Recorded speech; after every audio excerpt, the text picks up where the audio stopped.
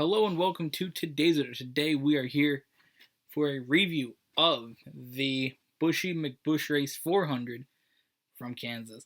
Absolutely wild name. It was amazing. All the times that it was said during the broadcast. Very wild. Now, if I'm honest, this race was not amazing. In the beginning, the first two stages were a bit We did have Kyle Larson driving to the field all the way up to finish in second place in stage one. He got all the way up to first in that race, or in that portion of the race. Pretty impressive from how far back he came. Stage two, Kyle Larson did get the win, and then things started going a little wild from there. So, let's see. Here we go. This is what I'm looking for. I gotta say, the NASCAR app, they got a pretty good breakdown on the timeline of the race. So, it got wild at lap 230. So the last 30 laps of the race were pretty good. Lap 230 was when we had a caution. Now, this caution was for an uncontrolled tire that was from Tyler Reddick's car. Now, I gotta say, I was not a fan of how NASCAR handled this. I do believe that them deciding to wait as long as they did for the caution was quite dumb. Now, it was the middle of a green flag pit cycle, and I remember they used to just, throw it if the tire rolled out. Tire rolled out in the grass, you can't have it sitting there. Clue is going to be a problem.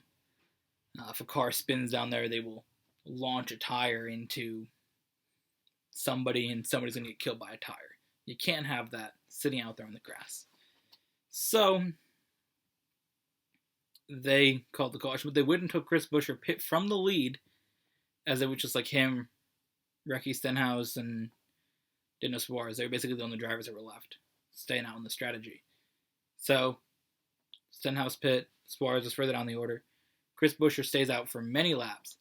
He pits, and then 3 laps later they call the caution, which I just think is stupid that you wait that long. It adds to the race having this wild strategy, and I just didn't like it. I think it was stupid to do something like that, for sure. So after we had a restart, Denny Hamlin got into the wall. He had a flat tire from the lead. Or he had a flat tire, whatever, he hit the wall. Yeah, he hit the wall and then got damaged a lap later with the flat tire.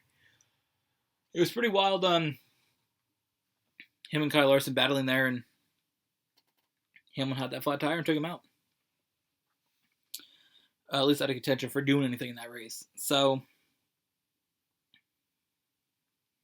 after that, we had the crash there with Austin Cindric and Ricky Stenhouse. They crashed in the back. Get another restart. Christopher Bell spins after he got pushed. To say who pushed him?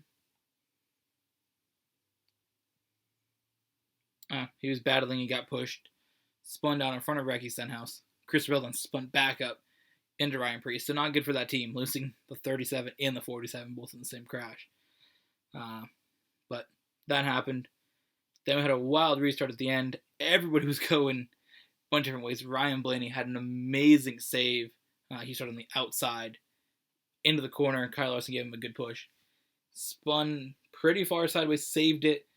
And then from there, we had Martin Truex, Brad Keselowski, Kevin Harvick charging on newer tires up to second place. But of course, Kyle Busch got the win, his first win of the year, and of course, winning on his birthday. And also his 17th consecutive season with a win. He's won every single year since that streak started, obviously, 17 years ago. I was going to say every year of his career. I think he has won every year of his career. Has he? Probably. I don't know. He's won 17 years in a row. Let's put it that way. I said he's won every year since that streak started. Good job. Yeah, at least, 2005? I believe this one started. So, that was pretty good. Of course, in that race, Kyle Busch with the win, Kevin Harvick second, Brad Keselowski third. Matt DiBenedetto surprising up there in 4th, and Chase Elliott in 5th.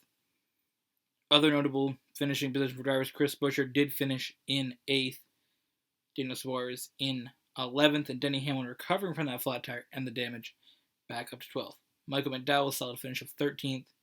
Ross Chastain managed to not crash today and finished in 14th. So yeah, some solid finishes there, of course. Not brilliant finishes for Kyle Larson after he hit the wall towards the end, but he led somewhat to this race. 132 laps. Next closest Brooke Kelsey was 72. So, yeah, not brilliant for him there, but, you know, being up the front, you already got that win this year, doesn't really matter that much.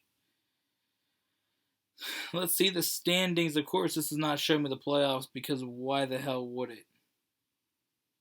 It's the only thing NASCAR ever talks about. You can't show me the playoffs on your iPad app. You're worthless. So, let's pull up the app on my phone.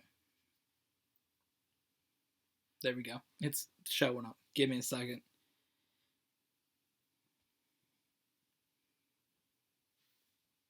Standings. Playoffs.